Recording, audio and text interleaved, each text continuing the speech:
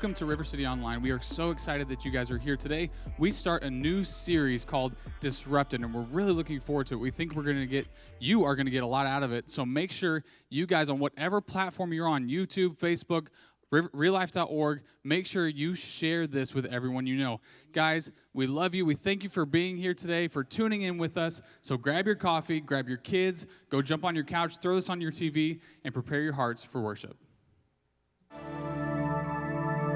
More people living real life by passionately following Jesus. That is why we do everything, every event, every outreach, and every dollar is spent to make that vision a reality. More people living real life by passionately following Jesus. But what is real life? Well, in John 10:10, Jesus says that he came to give us life, abundant life, and from that we coined the phrase real life. But this real life isn't a one-time commitment or prayer. It's a state of being that can only be secured by passionately following Jesus. So, what does real life look like in our lives? Real life is community. Real life is growing together. Real life is vulnerability. Real life is heart change. Real life is hope. Real life is unspeakable joy. Real life is sharing ourselves. Real life is restoration. Real life is serving others. Real life is following Jesus. Why Jesus? Because Jesus is the author and perfecter of our faith. Yep. The life he lived and the life he gave is the DNA for real life. With every service, every event, and every single outreach, we're inviting everyone to see more people living real life by passionately following Jesus. And we're inviting you on that journey to real life right now.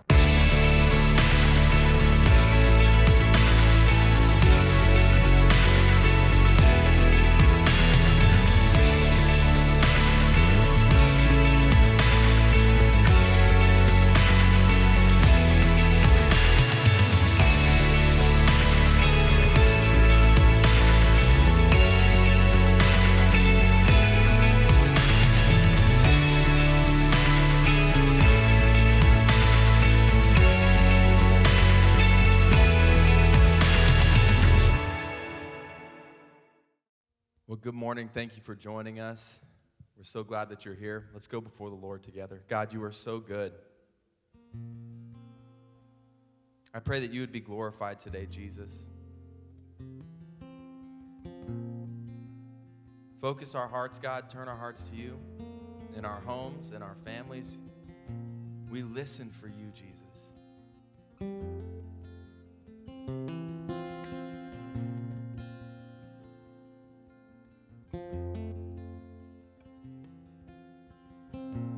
Draw near to me, for I have drawn near to you.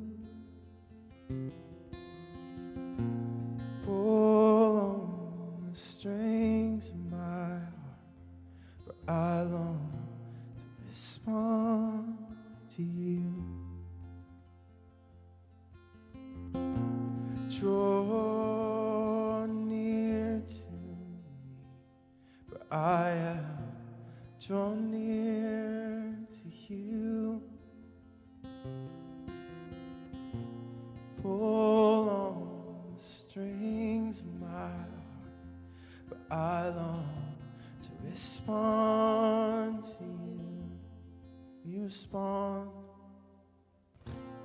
Oh, my love is for you. Oh, my love is yours. Oh, my love is for you. Oh, my love is yours.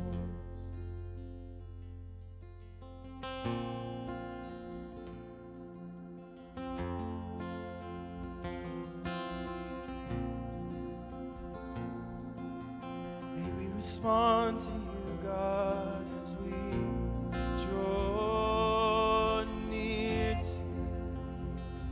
For I have drawn near to you. Pull on the strings of my heart, for I long to respond to you. Oh, my love.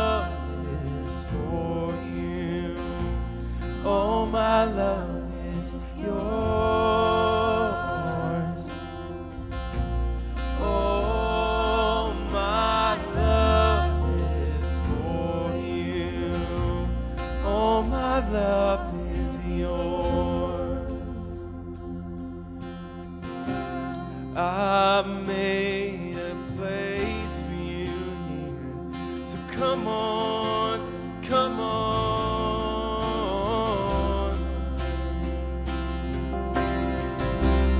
All things are possible here. So come on, come on.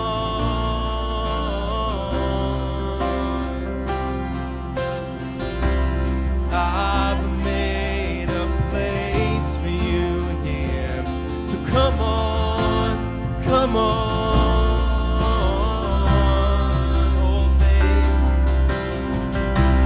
All things are possible here.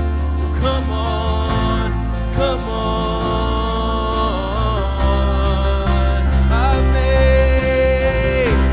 I've made a place for you here. So come on, come on.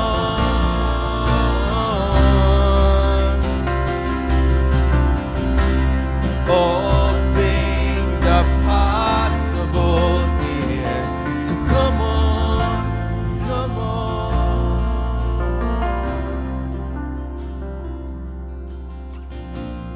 Draw near to me, for I have drawn near to you.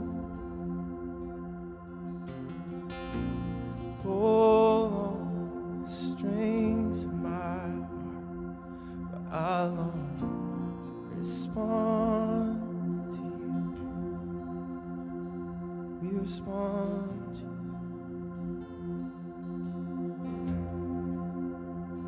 But he gives more grace.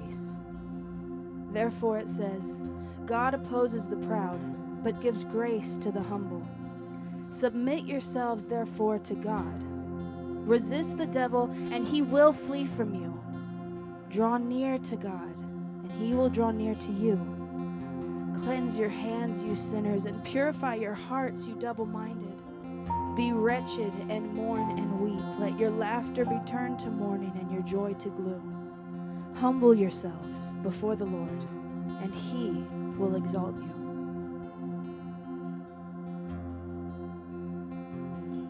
We humble ourselves before the Lord, the maker of the heavens and the earth. God, you've no room for pride in my heart. There's no room for pride in my heart. Clean my hands, Lord, and purify my heart. Let your people turn to you in repentance.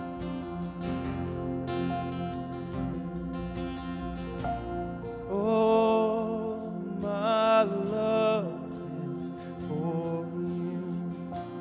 Oh, my love is yours. Oh, my love is for you. Oh, my love is yours.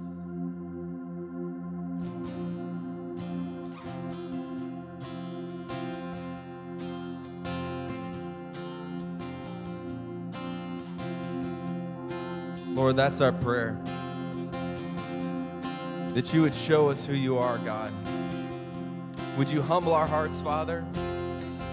Would your people turn to you like never before, Jesus? Oh, we receive you, God. You come, everything just makes sense. You show up, and hearts begin to sing again. We're in awe, gathered here together for you, Yes, Lord. just for you.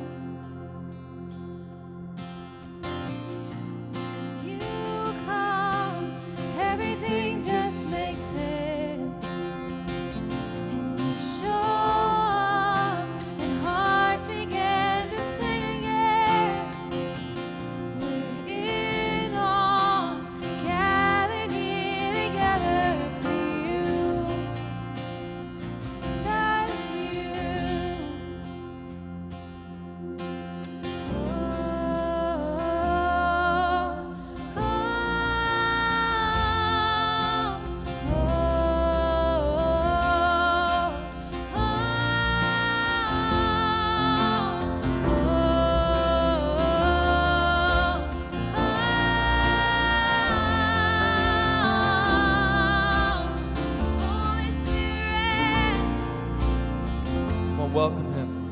Holy Spirit, we love you.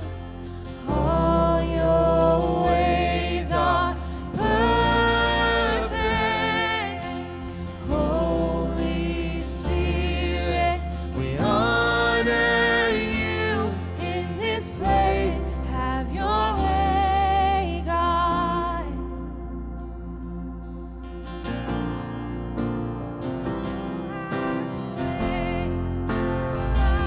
Do whatever you want to do. Say whatever you need to say. We're listening.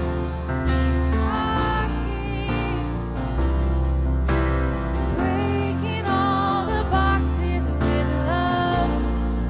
Our clothes, satisfying longings inside. As you move, we anticipate what you'll do. So good. You are here, Jesus. You are here, breaking all the boxes with love. You are close, satisfying longings inside. As you move, we anticipate what you'll do. 'Cause you're so As one good. voice.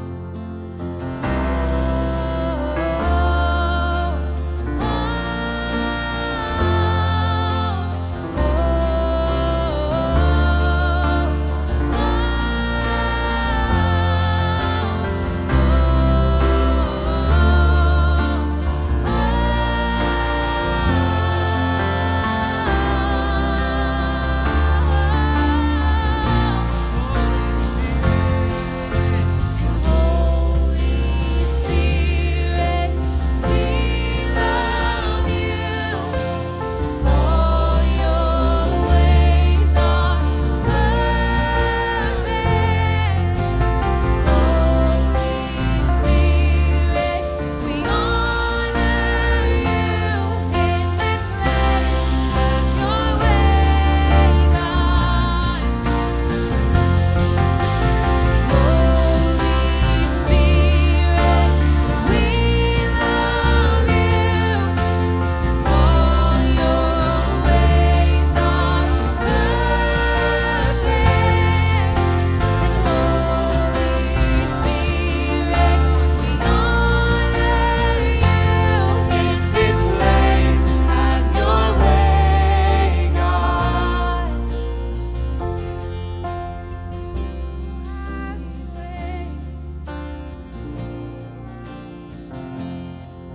We honor you. All his people, let's honor him, the King of Kings, the Lord of Lords.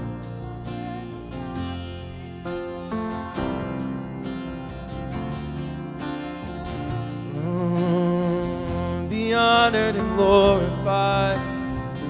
Be honored and glorified, Jesus. Be honored and glorified in my heart and in my life. Be honored and glorified. God, be honored and glorified, Jesus. Be honored and glorified in my heart and in my life. Holy Spirit, we love You. All your ways are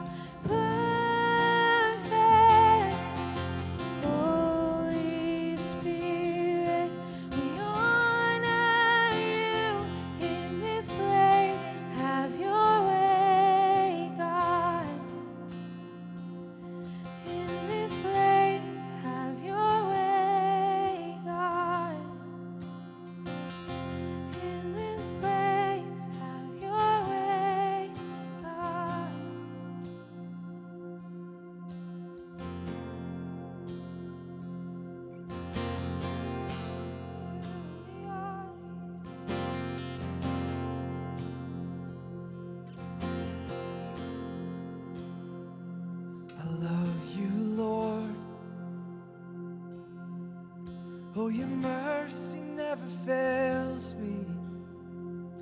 And all my days I've been held in your hands.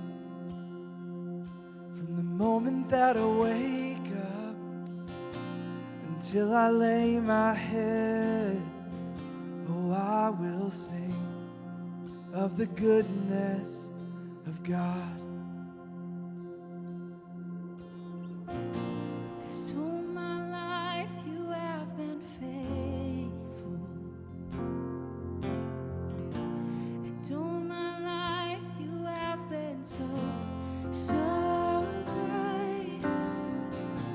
With every breath that I am able, oh, I will sing of the goodness of God.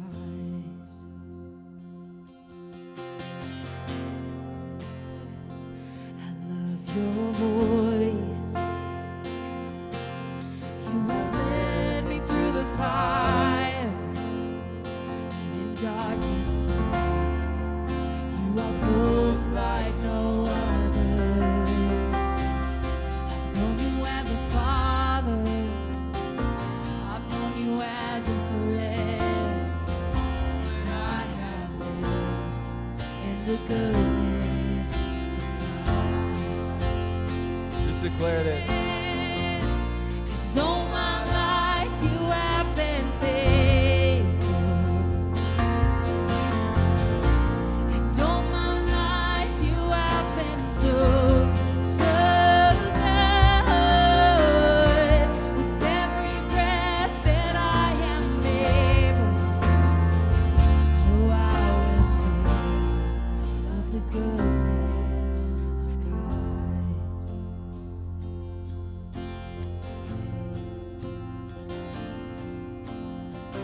That's the one thing all believers share in common.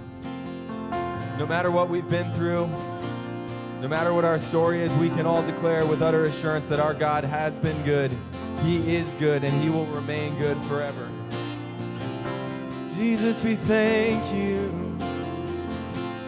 God, we declare your goodness over all creation. 'Cause your goodness is running after, it's running after me. Your goodness is running after, it's running after me. With my life laid down, I'm surrendered now. I give you everything. Your goodness is running after, it's running after me. Your goodness is running after, it's running after me. Your goodness is running after, it's running after me. With my life laid down, I'm surrendered now. I give you everything. Your goodness is running after, it's running after me. Your goodness is running after, it's running after me. Your goodness is running after, it's running after me. With my life laid down, I'm surrendered now. I give you everything. Your goodness is running after, it's running after me.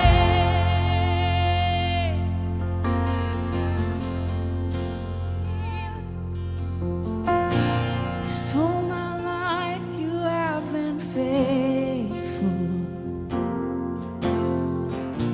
And all my life you have been so, so good. With every breath that I am able, oh, I will sing of the goodness of God. I will always sing of the goodness of God.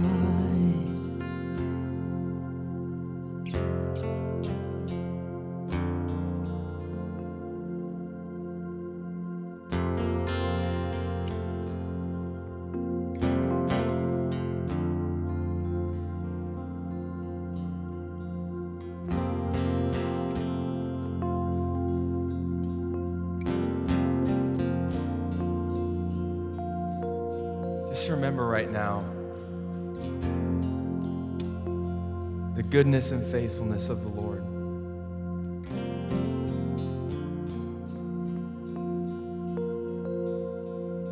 From Abraham to where I am, you have always been good to me. From yesterday, God, to future days, you are faithful. Oh, I believe that I shall see the goodness of the Lord all my days. All my days. God, I know your plans for me, they are sure.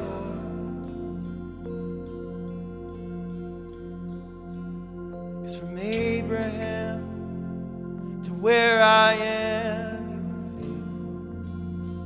you're unchanging.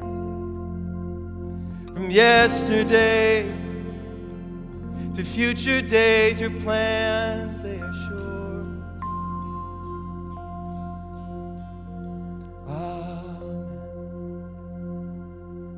Amen.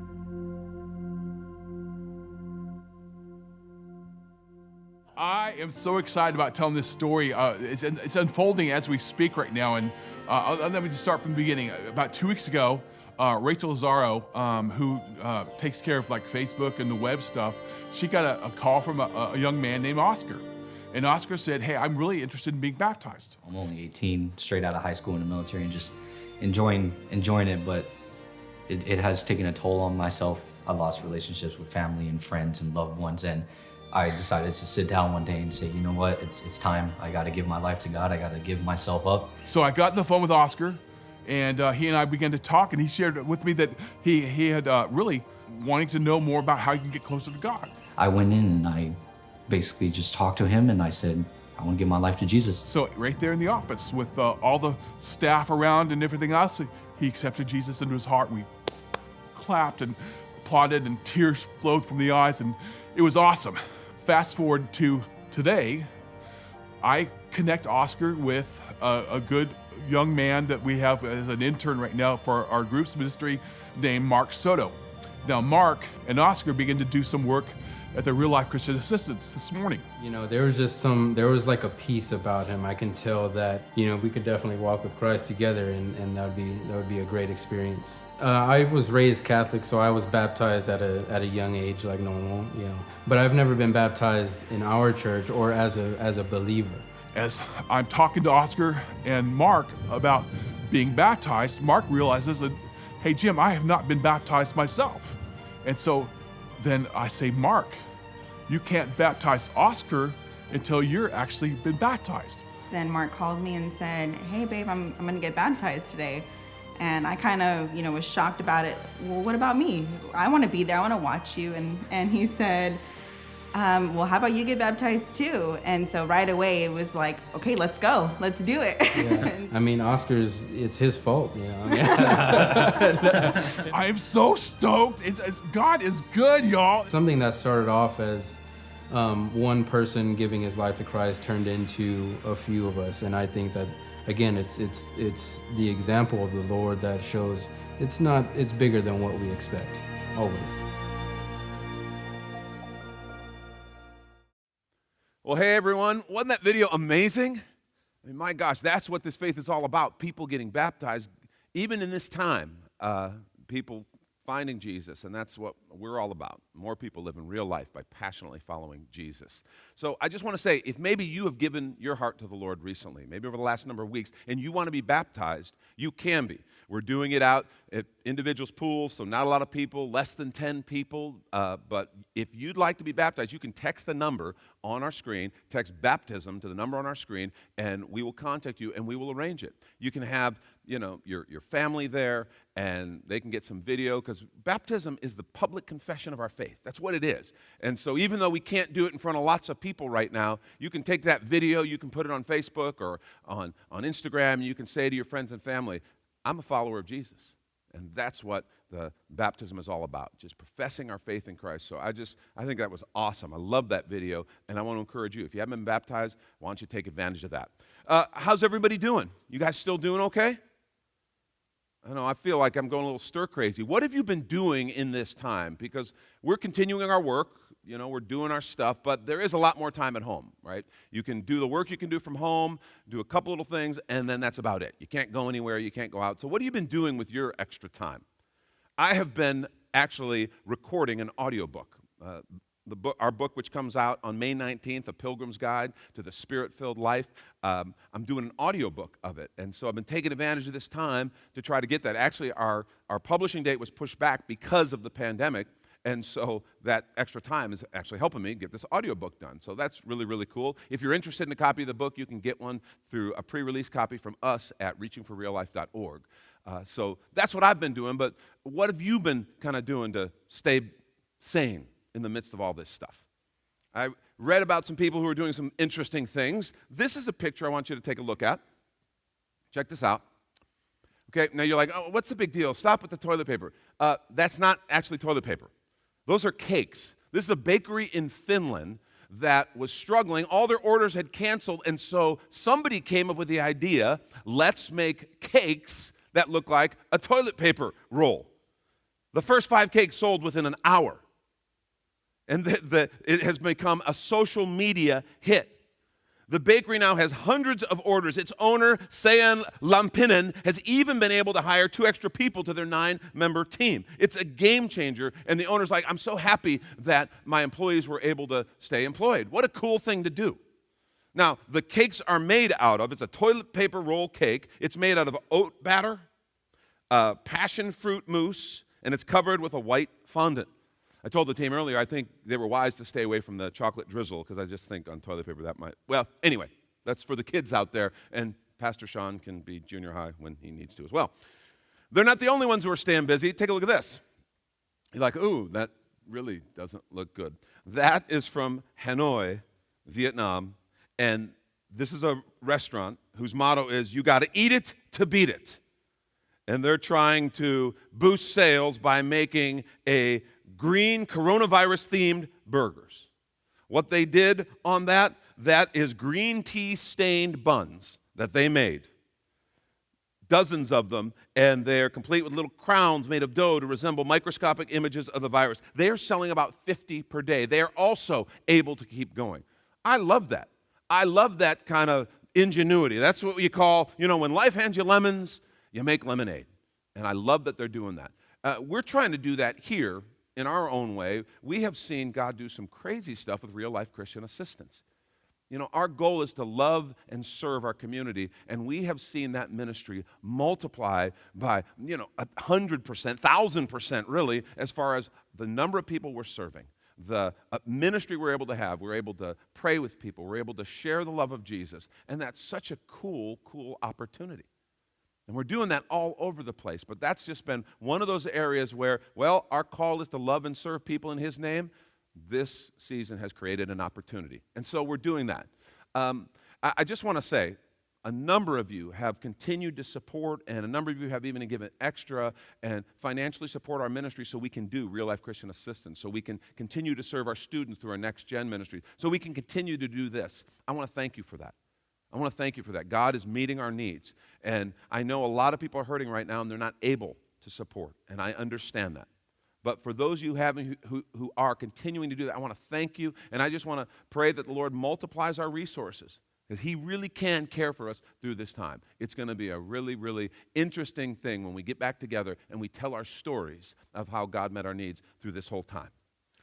Now, our series that we're beginning this morning, I told you guys we were going to be starting a new series. It is called Disrupted, Learning to Thrive in an Out-of-Control World. Learning to Thrive in an Out-of-Control World. And that, for me, describes kind of the discomfort with what we're experiencing right now. I'm feeling out of control, and I'm hating it. Maybe you know what I'm talking about. I think we feel like we're almost stuck, and we're helplessly watching all these things happen. We're watching a virus spread and a death count rise. And that's a horrible reality. We're watching a robust economy that was growing and thriving, and we're watching it spiraling out of control in a matter of 6, 8 weeks. We're watching people's livelihoods and their incomes destroyed. We're watching the government trying to help, throwing insane money, well, not really money, but throwing insane debt at the issue. And that's an issue that we're going to have to deal with down the road. We're watching our entire lives put on hold, and it's kind of indefinitely until these measures kind of work and we see these certain checkpoints met. Everything's put on hold, our work, our church, school. I mean, I'm praying for parents who are home kind of homeschooling their kids, and they didn't sign on for homeschooling, and they're having to wrestle with that. How about social life? You can't do anything like that. Eating out, simple little things that we enjoy, recreation, sports, all of it, all put on hold. One of the frustrating things is seeing the experts contradict one another, and sometimes themselves. Every other day, it seems. Remember when masks were a bad idea? Now we're all wearing masks. All right? I'm not right now, but I'm far enough away from you, so I don't have to worry about it. But I've got my mask that I wear when I go out. You know, we're having to think about those kind of things. When we were told that was a bad idea. As recently as February 29th, Dr. Fauci made comments on the Today Show saying, no need to change your day-to-day habits. And what all that does, I don't say that to criticize Dr. Fauci or anyone. It just proves that no one is really an expert on something like this. We've never walked through this. This is unprecedented. This has never been tried, the whole shutdown to try to protect from a virus like this. And only history will tell us if we were successful or if it was a good idea. We want to get information. We want to know what's happening, but then we tune into the White House press briefings, and it's an embarrassment. The White House press is far more concerned with criticizing and tripping up the president than objectively reporting the news. I get annoyed every time the president responds and he lashes back out. It's like we need to really be able to get answers, and it seems like it's just, again, another area of life where it's become politics. Medicines have become political. Solutions have become political. Good news versus bad news seems to have a political tint to it. That's messed up. And I feel out of control in that. But it's not just now. We've all had times in our lives when we feel out of control, right? It's not just this. Maybe you've lost a loved one. And it's just like you felt like, I don't know how I can go on. Maybe you're facing a sickness, not COVID-19, but something else, and your whole life is turned upside down. How about loss of a job? Not related to this, just things change and you're out of work. A failed marriage. What did I do wrong? How did this happen? And you just feel out of control. And right now you're sitting there going, Sean, we're tuning in and we're listening this morning because we wanted some good news and some hope. Are you going to give us some of that? Yes. Now it's time for the good news and the hope. Here it is. See, what I want to suggest to you this morning and what we're going to talk about is how we are not the first ones to have our world turned upside down. We're going to look in the scriptures at a disruption far greater than what we're facing or what we've experienced. And we're going to see that our God does some of his best work when things seem out of control. If you have your Bibles there with you, why don't you turn to the book of Daniel? I'm going to read you actually a significant passage from Daniel. But it's great to have your own copy of the scriptures. The app has it, has the scriptures there, whatever, but I'd like you to be able to go back and look at this. The years around 605 BC, Babylon has invaded and overthrown Judah and took all kinds of captives, including Daniel. Their whole world is lost. They have to leave family, friends. Their main city is destroyed. There's now an occupying power there in Jerusalem. And Daniel and his friends are taken off, and they're carted off to Babylon. Talk about being out of control. Talking about disruption. The author of the book is Daniel. And what's interesting is that there's a lot of, this is one of those books that people really wonder because there's so much incredible predictive prophecy in the book of Daniel. He wrote from around the 6th century BC, he wrote about things with incredible accuracy that were going to be happening in the hundreds of years following him. And so some scholars, particularly liberal-leaning scholars, have said, well, that's impossible. He couldn't have done that. So this must have been written closer to the 1st and 2nd century BC, kind of to bolster maybe the Maccabean revolt and to kind of look back and kind of give people hope in the midst of a hard time. The problem is Ezekiel references Daniel. Jesus referenced Daniel, spoke of him as a prophet. And so we recognize that really the dividing lines on when the book is dated based on whether you believe in the power of God to predict the future and to give a man of God a prediction of the future, or whether you don't. If you don't believe in the miraculous, you don't believe in that power, then you're probably going to date Daniel later. But we and church scholars all throughout the centuries have dated Daniel, the 6th century BC, and they believe that the actual person talked about is the one who wrote the book. I'm going to begin in chapter 1, and I want you to read along with me. It says, in the 3rd year of the reign of Jehoiakim, king of Judah, Nebuchadnezzar, king of Babylon, came to Jerusalem, and he besieged it. And the Lord delivered Jehoiakim, king of Judah, into his hand, along with some of the articles from the temple of God. These he carried off to the temple of his God, and in Babylon he put these treasures in the house of God. Now, I want to point out a couple things. We just read that the Lord gave Jehoiakim into Nebuchadnezzar's hands. God did it. God was the one who allowed this. It's funny, Nebuchadnezzar carried off some of the items from the temple. And this was something that was done actually to humiliate not only the people that were being subjugated and were being conquered, but their God, lest there be any hope of supernatural intervention. And so they carry off these items, and it's to say, not only are you defeated, but your God is defeated and humiliated. And what's funny is the rest of the book is all about how God was orchestrating this and using this for his purpose. And I think it's important to note, God is not insecure. He doesn't worry about his image. Because what we're going to see is God was going to do something in the king of Babylon and in this entire empire. And he was going to work through this situation. Let's pick back up, verse 3. Am I working here? Then the king ordered Ashpenaz, the chief of his court officials. Okay, you guys are going to have to do this. I'm not getting anything from this. It's on. I'm not getting anything. Then he ordered Ashpenaz, king of the court officials, to bring into the king's service some of the Israelites from the royal family and the nobility, young men without any physical defect, handsome, showing aptitude for every kind of learning, well-informed, quick to understand, and qualified to serve in the king's palace, the best and the brightest. He was to teach them the language and the literature of the Babylonians. The king assigned them a daily amount of food and wine from the king's tables. They were to be trained for 3 years, and after that they were to enter into the king's service.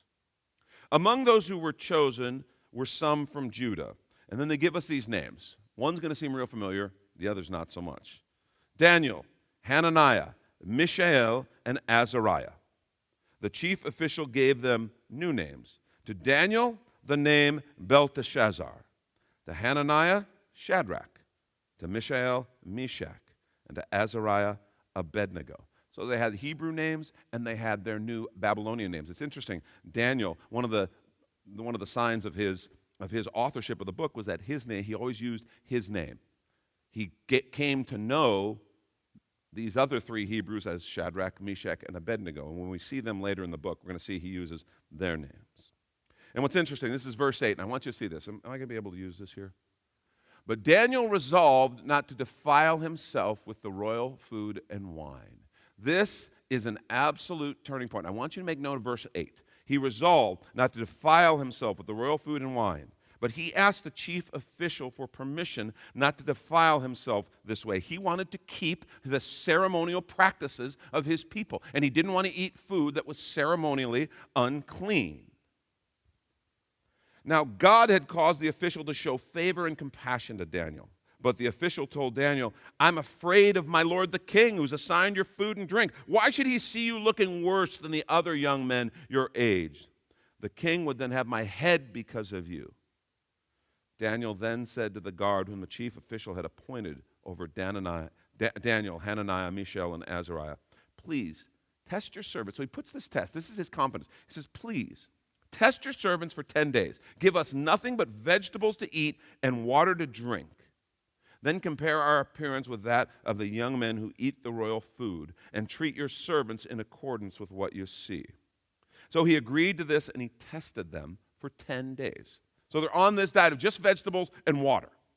At the end of 10 days, they looked healthier and better nourished. Now, I want you to know something. That word, better nourished, healthier and better nourished, okay? Some people have made this into a fad diet, the Daniel diet, and this is a God's key on how we're supposed to eat. We're supposed to be vegetarians. I just want to say, I'm not making a comment on diet here. I'm just saying this is not about a diet, okay? When that phrase, healthier and better nourished, the actual word means fatter. It means fleshier.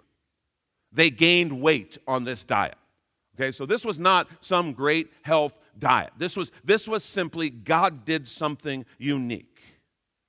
At the end of 10 days, they looked healthier and better nourished than any of the young men who ate the royal food, so the guard took away their choice food and the wine they were to drink and gave them vegetables instead. To these 4 young men, listen, God gave knowledge and understanding of all kinds of literature and learning. And Daniel could understand visions and dreams of all kinds, which we're going to see. At the end of the time set by the king to bring them into his service, the chief official presented them to Nebuchadnezzar. The king talked with him, and he found none equal to Daniel, Hananiah, Mishael, and Azariah. So they entered the king's service. In every matter of wisdom and understanding about which the king questioned them, he found them 10 times better than all the magicians and enchanters in his whole kingdom. And look, and Daniel remained there until the first year of King Cyrus. The first year of King Cyrus. That means Daniel served multiple kings, multiple kingdoms, even dynasties, even nations, and he served about 65 years. See, Nebuchadnezzar had a plan bringing them in. What he didn't understand is God had a plan, a bigger plan. And what I want us to understand is in spite of what happened to them, God changed the world and he used Daniel and his friends in spite of what was happening in their world. Nebuchadnezzar had a plan, but God had a bigger plan. And I want to suggest to you, as you listen to this, that everything Daniel did was based on one big underlying assumption. And if he were here speaking to us, he would tell us this. Let's see if we can. You are in God's hands, and no one can frustrate his plan for you but you. Let me say that again. You are in God's hands, and no one can frustrate his plan for you but you. See, no matter what's going on, you are in the midst of God's plan. Because if you are a follower of Jesus Christ, if you are listening for his voice, if you are his, I want to say to you, he has a plan for you. And nobody can mess that up in your life but you. And we're going to see how that can happen. But I want to say to you, no matter what you find yourself in, we don't need to be afraid. No matter what is going on at work, no matter what's going on at home, no matter what's going on in the world around us, God is bigger. He has a plan, and nobody can mess up his plan for you but you. Now, I want to give us real quickly this morning some ways that we can walk in God's plan when life seems out of control. And I know this has been helpful for me as I've had to navigate these last number of weeks. First thing, I think we need to recognize the sovereignty of God in every situation. We need to recognize the sovereignty of God in every situation.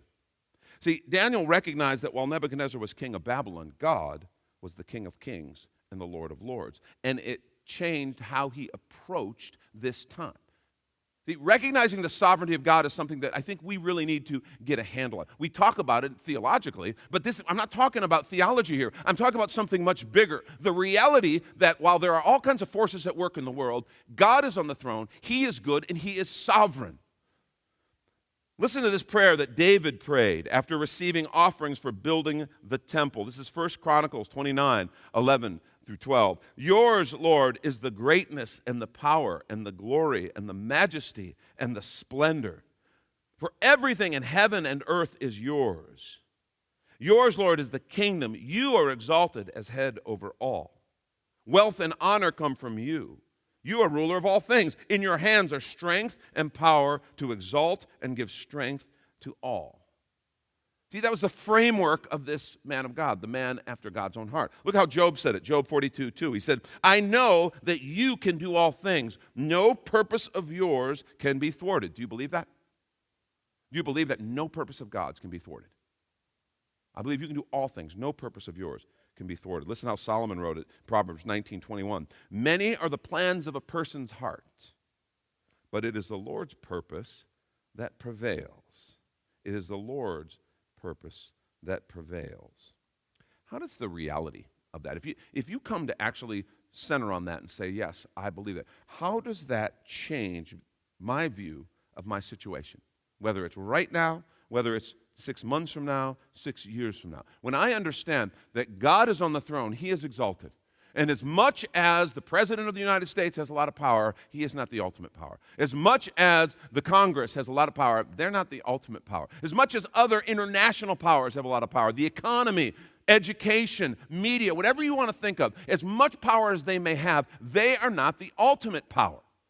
When you view the sovereignty of God, He is the King, He is over all. And when that settles in your spirit and becomes real, all of a sudden, everything you see is different.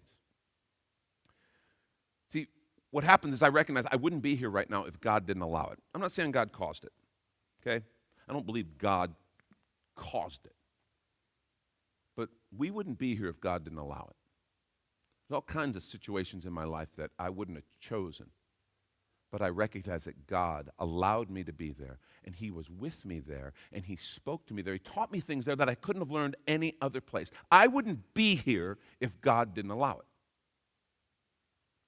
God has a purpose for allowing us to walk through this. See, that's one of the things I want to encourage you to focus on. Whatever it is we're walking through right now, I want you to sit and go, God, what are you wanting to teach me? What's your purpose? What are you wanting to bring about that couldn't be brought about any other way? Those are the right kind of questions. That's the right kind of focus for your prayer. And then as the Lord begins to show you things, write them down.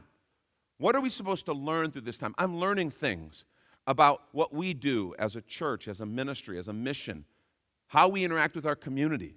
I'm learning things through this time that I don't want to forget when things kind of go back to more normal.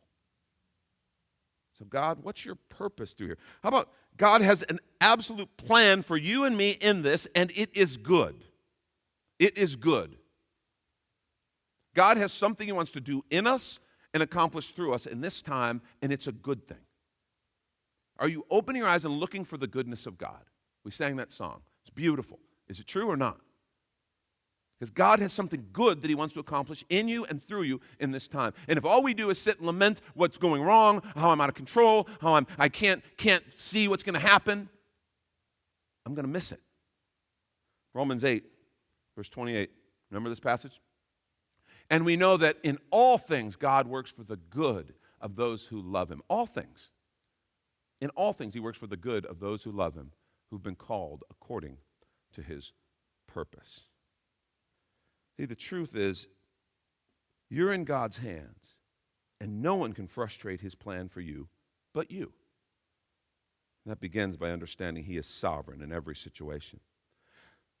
Second thing that I think helps us in this time and helps us second how to walk this out. I think we need to decide to live faithfully. Decide to live faithfully. That verse 8 is the key to all the events that would happen from that point on and at that moment and then everything else that followed in Daniel's life.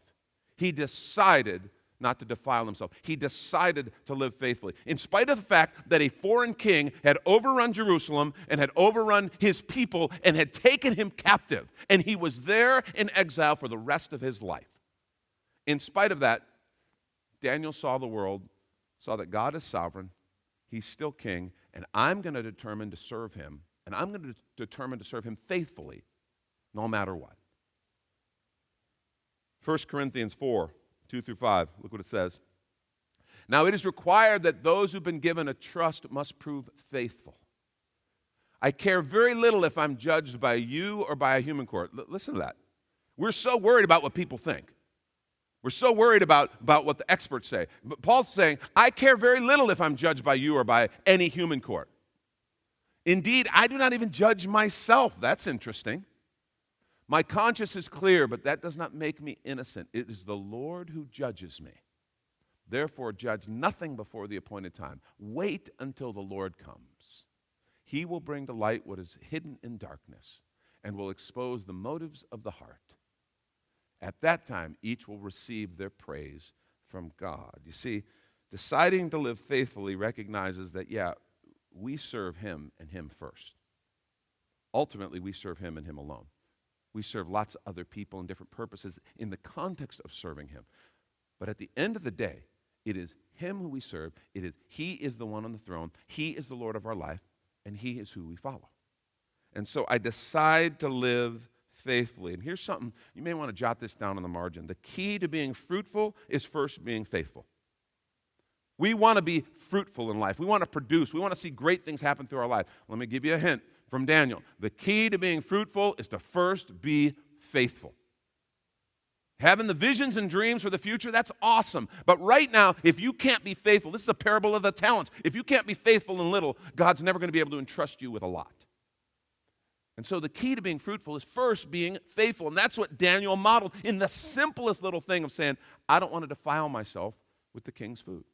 And he trusted God enough to miraculously strengthen and empower and even fatten up he and his friends, so that the king's official allowed them to continue that diet and they could remain faithful to what they felt God asked them. See, this whole thing, and what Paul just told us in 1 Corinthians 4, it's not about human expectations. It's not about others or even my own expectations. God sees and exposes the heart. In my heart, in my motives, God, I want to be faithful. Every single day of this kind of lockdown that we're all walking through, I want to be faithful. What do you have for me today? And then when it's over and I'm back to work as normal and we're interacting, God, what do you have for me today? I want to be faithful with today. I want to be faithful with the relationships I have right now. I want to be faithful with the people in my life. God, help me to be faithful with the money you've given me. Not worry so much about the money I don't have.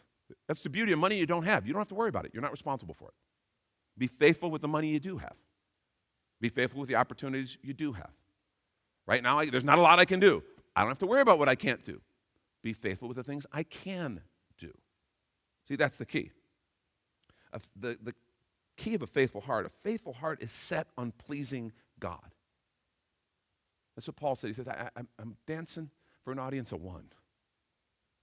He says, I don't even judge myself. I don't trust my heart. Lord, I want to trust you, and I want to serve you and be faithful to you. So here's two questions for you. You want to know, as we're walking through this time together, okay, how do I faithfully serve the Lord? Okay, first question, what is God saying and doing in this? We talked about that a few minutes ago. What is God saying and doing? But write those answers down and listen for him. And then second, very simple, based on that, how does he want me to proceed? Simple question. How does he want me to proceed in this day's work, in this day's responsibilities? How does he want me to proceed? And everything I do has my eyes on being faithful to him. You are in God's hands, and no one can frustrate his plan for you but you. Third thing, and I'll wrap it up with this. Trust him with the outcome. Trust him with the outcome. And this is easier said than done. This is really easy for us to say, and even to look at Daniel's life and to look in kind of retrospect, looking back, because hindsight's always 20/20. Do you know, after this whole crisis is over, there's going to be people who go, we knew it, no matter what happens, no matter what course of action proves to be most fruitful, no matter what happens in the end, there's going to be people going back and go, we knew it, because hindsight is always perfect. It's always 20/20. We have that benefit in Daniel and his friend's life. But they didn't. Daniel didn't know if his request was going to result in him getting killed.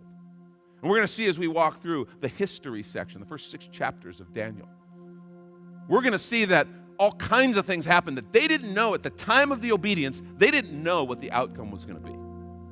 But they did it anyway because they trusted God. And so I guess my question for us is, do we trust him with the outcome? We can look back at them, at Daniel and his friends now, and see how God blessed them and promoted them in spite of what they went through. But they didn't know how it was going to end. Revelation 2:10, look what it says. Do not be afraid of what you're about to suffer. I tell you, the devil will put some of you in prison to test you, and you'll suffer persecution for 10 days. Be faithful, even to the point of death, and I'll give you life as your victor's crown. Wait a minute, even to the point of death, and I'll give you life? Is that some weird kind of double talk? No, that's God saying, folks, we're all going to die one day on this life. Trying to avoid death is one of those things that will really be frustrating in the end, because we're all going to die. But he says, if you'll be faithful, I want to give you a crown of life. I want to give you a gift. And what's interesting, that crown of life isn't just after we die. That crown of life starts right now. When we trust him. When we trust him. See, living secure in God's hand means trusting him to deliver you in his time and his way. And it changes. This is the important part. Where the trust happens is not afterwards when I say, oh, well, I hope it works out. No, it's when at that moment of decision, I say, I am going to trust and follow him, and I'm going to be faithful. I'm not going to trust this path, which violates what he asks, which ignores what he said. No, I'm going to trust him. See, that's the moment. And then you take that step of obedience, and then you trust him with the outcome. That's what it looks like. I trust him to give me a crown of life. I trust him to bring fruit. I don't need to seek promotion. I trust him to do whatever promotion in my life he wants. I want to be faithful. And what we're going to see in the book of Daniel is incredible presence of God being with them and causing time after time after time, miraculously, God's presence and provision is moving on their behalf. And I just want to say to you, if he can do it for them, he can do it for us. So no matter what you're facing right now, no matter what, maybe your work is up in the air, maybe you are at home with a family and it's not going as you'd hoped, and maybe you're not used to being together that much, and it's more than just a little bit of annoyance, it's some stuff's coming to the surface. Maybe you know someone who's sick. Maybe you've lost a loved one. I just want to say, no matter what we walk through, he is faithful. And we need to trust him with the outcome. Truth is, and I want you to hear this one more time, you are in God's hand. Right where you are right now, you are in God's hand. And no one can frustrate his plan for you but you. And you know how I do that? You know how I frustrate his plan? By saying, God, I don't want it. And stiff-arming him and doing things my own way. Had Daniel not done the things he did, I'm sure God would have used someone. But it would have been someone else. Because we do have a free will. This story is at the perfect intersection of the sovereignty of God and the free will of man. Theologians argue over it, and Daniel just models it. God is sovereign, but he gives us the choice of whether or not we're going to be faithful. And the choice we make makes all the difference, because he is always faithful. He is always good. Lord Jesus, thank you. We worship you. Thank you. Sing this with me, just real quietly. All my life you have been faithful. Is this truth? All my life you have been so, so good.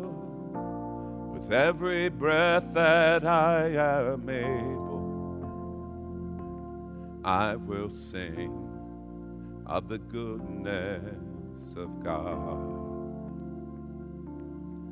I will sing of the goodness of God. Some of you need to receive that right now. Your goodness, sing it.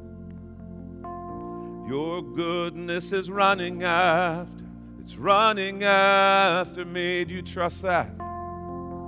Your goodness is running after, it's running after me. With my life laid down, I surrender now. Lord, I give you everything. Your goodness is running after, it's running after me. One more time, all my life. All my life you have been faithful. All my life you have been so, so good. With every breath that I am able, I will sing of the goodness of God. Yes, I will sing of the goodness of God. Lord, that's more than a song, it's truth. Thank you for your faithfulness. Thank you for your presence. We love you and we worship you and we trust you. We surrender our lives into your care. In Jesus' name, amen. Amen. God bless you. Have an awesome week. Thank you so much for joining us today. Guys, early in the service, you heard about baptism. If you want more information on how to be baptized or how you can get info on that, go ahead and text baptism to 210-880-2181. You can also text give to this ministry. You can also text groups to find out all about our groups ministry here at River City. So go ahead and text any one of those to 210-880-2181. Guys, we have a lot of stuff going on, and I'm sure you do too. This week, we want you to bring your questions to Pastor Sean. So go ahead, if you have any questions pertaining to this new series about what Pastor Sean just talked about, or anything going on in life right now for all of us here in the world, just anybody, go ahead and send that question to Pastor Sean at reallife.org, or you can send us a message on Facebook. Guys, remember that God does some of his best work when everything seems to be out of control. So decide to be faithful. You guys have a great week.